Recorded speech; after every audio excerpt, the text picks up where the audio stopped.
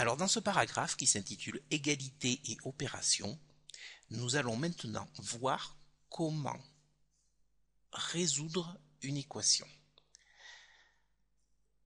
Jusqu'à présent, dans ce chapitre, nous avons vu dans le grand 1 ce qu'était une équation du premier degré à une inconnue, puis dans le grand 2, nous avons vu comment vérifier qu'un nombre était solution d'une équation. Dans ce troisième paragraphe, nous allons voir en fait deux propriétés qui vont nous permettre de résoudre des équations. Ce paragraphe va se découper en deux parties. Première partie, petit a, égalité, addition et soustraction.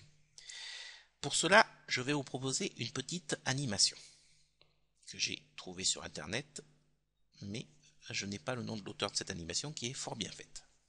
Vous avez devant les yeux ici, en noir, une balance qui est représentée. Vous savez, ce sont des vieilles balances que les gens encore, certains, en décoration dans la maison ou dans les vieux greniers, on appelle cela une balance de Roberval. Cette balance est en équilibre, d'accord? Et cet équilibre, en fait, représente le fait qu'on a égalité entre le membre de gauche, qui est là, et le membre de droite. On a ici, regardez, une équation, x plus 7 égale 8. C'est une équation, il y a le signe égal, donc la balance est en équilibre. X, c'est-à-dire un X, est représenté par une boule grise. 7, c'est-à-dire 7 unités, sont représentées par 7 pions rouges. Égale 8 unités, c'est-à-dire 8 pions rouges. D'accord? Eh bien, regardez un petit peu. Si je veux ajouter une unité à gauche, dans le membre de gauche, j'ai un déséquilibre. Pour retrouver l'équilibre, qu'est-ce qu'il va falloir que je fasse? Il va falloir que j'ajoute une unité dans le membre de droite. De la même façon, si je veux ajouter un certain nombre de x, imaginez j'ajoute 3x de chaque côté. 1, 2 et 3 à gauche. Eh bien, pour retrouver l'équilibre, il va falloir que j'en rajoute 1, 2 et 3. De la même façon, maintenant, si je veux retirer des choses.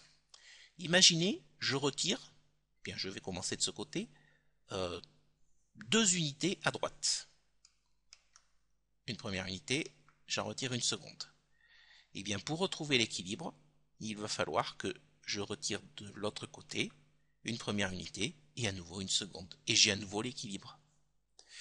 De la même façon, si je veux retirer un x, bah tiens, maintenant c'est du côté gauche que je vais commencer. Si je retire un x du côté gauche, voilà, il va falloir que je retire un x du côté droit pour avoir à nouveau une égalité.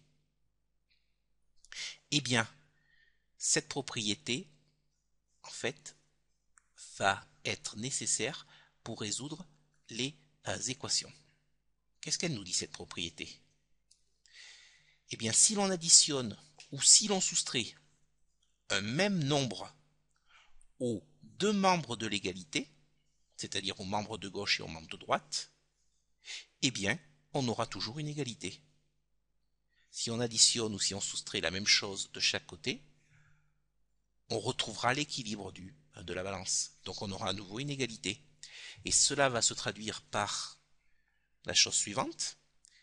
Si on a deux nombres A et B tels que A est égal à B, alors, si on ajoute C à gauche, pour avoir toujours l'égalité, il faut ajouter C à droite. Et de la même façon, si on a toujours A égale B, si on retranche C dans le membre de gauche, pour toujours avoir l'égalité, pour toujours que le plateau soit en équilibre, il faut également retrancher C à droite. Je vous propose une application de cette propriété. La résolution de certaines équations. Un petit rappel sur ce qu'est la résolution d'une équation. Résoudre une équation, c'est trouver toutes les valeurs de l'inconnu telles que l'égalité soit vraie. C'est-à-dire qu'il faut trouver la valeur, toutes les valeurs de la lettre tel que l'égalité soit vraie. Et j'ai dit tout à l'heure en préambule que, en général, une équation du premier degré à une inconnue avait une seule solution. C'est pas toujours le cas. Il peut y en avoir une infinité, comme il peut y en avoir aucune. Très souvent, il y en aura une seule. Partons d'un exemple. Premier exemple, résolvons l'équation x plus 4 égale 2. Je recopie ici mon équation x plus 4 égale 2. Dans le membre de gauche, j'ai x plus 4. Dans le membre de droite, j'ai 2. Je veux résoudre cette équation. Ça veut dire qu'à la fin, je veux avoir x égale un nombre. Donc si je veux avoir x égale un nombre, dans le membre de gauche ici, qu'est-ce qui m'enquiquine? C'est ce plus 4. En effet, parce qu'à la fin, je veux x égale un nombre. Eh bien, pour me débarrasser de ce plus 4, regardez un petit peu, je vais repartir de cette égalité, et je vais enlever 4, mais cette fois-ci, attention, je vais enlever 4 de chaque côté, pour qu'on ait toujours égalité.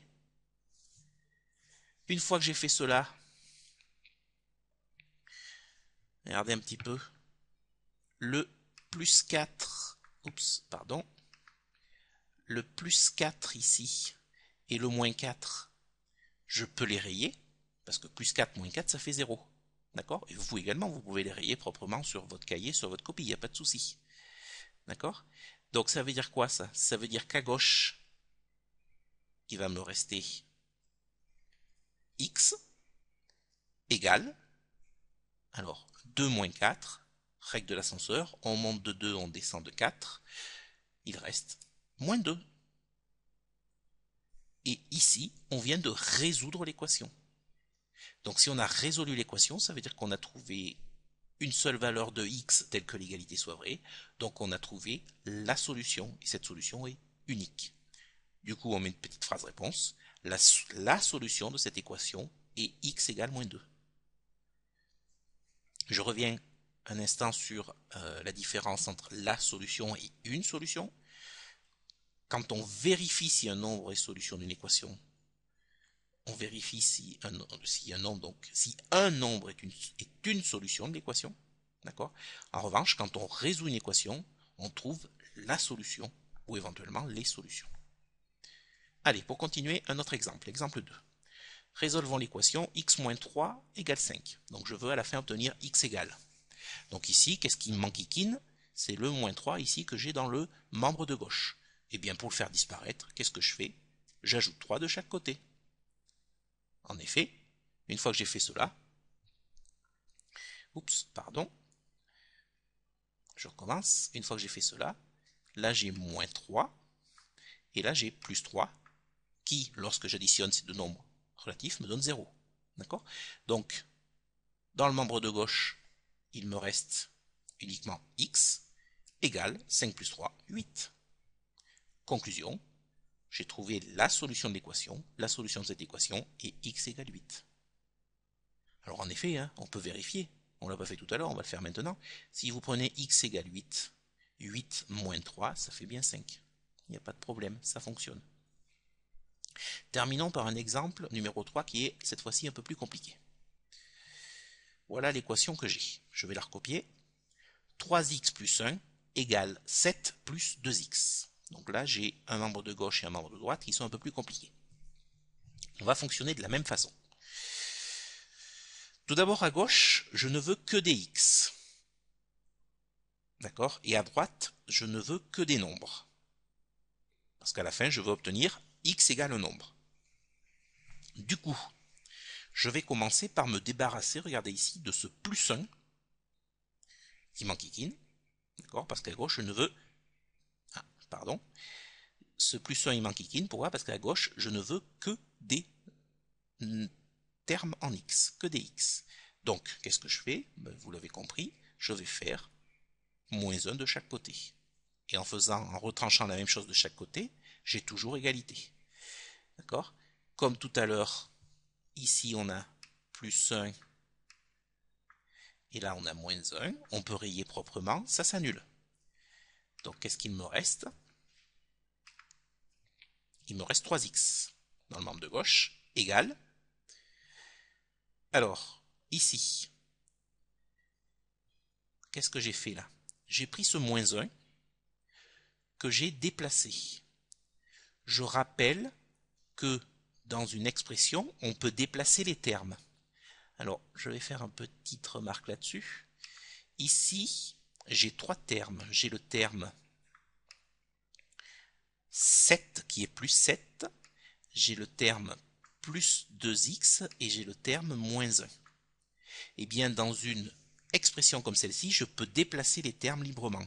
Donc le 7 ici, je le laisse ici.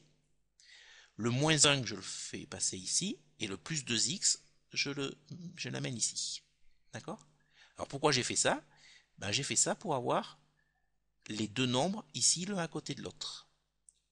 Alors on n'est pas obligé de faire cela, hein, d'accord? Mais c'est un petit rappel. Donc, qu'est-ce qui me reste ici? Donc, dans le membre de gauche, c'est toujours 3x, égal. Membre de droite, 7 moins 1, ça fait 6. Et il reste plus 2x. Ok? Maintenant, alors on n'a pas fini, hein? Maintenant, qu'est-ce qu'on veut? On veut avoir x égale quelque chose. Bon, pour l'instant, à gauche, on a 3x. On n'a pas encore x. Bon, on verra un peu plus tard. Dans le membre de droite, on a 6 plus 2x. Or, on ne veut qu'un nombre. C'est-à-dire, on ne veut pas un terme en x. Donc, on va chercher à faire disparaître le plus 2x. C'est ce plus 2x qui nous enquiquine. Pour le faire disparaître, ce plus 2x, eh bien, il suffit, regardez, d'enlever 2x de chaque côté. Ah, zut, alors ça me casse les pieds. Excusez-moi. Donc, il suffit d'enlever 2x de chaque côté. Du coup, ici, j'ai plus 2x, et là, j'ai moins 2x que je peux rayer. Ces deux termes s'annulent. Et regardez un petit peu. Dans le membre de droite, 3x moins 2x. 3x moins 2x, il me reste un seul x. Et en mathématiques, un x, ça s'écrit, ça se dit x. D'accord? Souvent en cinquième, je présente cela de la façon suivante, c'est qu'en mathématiques, on ne dit pas une pomme, on dit pomme. 3 pommes moins 2 pommes, ça fait une pomme. Et bien en maths, on ne dit pas une pomme, on dit pomme. Et bien là, c'est la même chose. 3x moins 2x, ça fait un x, c'est-à-dire x. Et donc x est égal à, donc j'ai dit que plus 2x et moins 2x étaient deux termes qui s'annulaient, il reste donc 6. Et bien on n'a trouvé qu'une seule valeur pour x. D'accord? Cela veut dire qu'on a résolu l'équation et que la solution de cette équation est x égale à 6.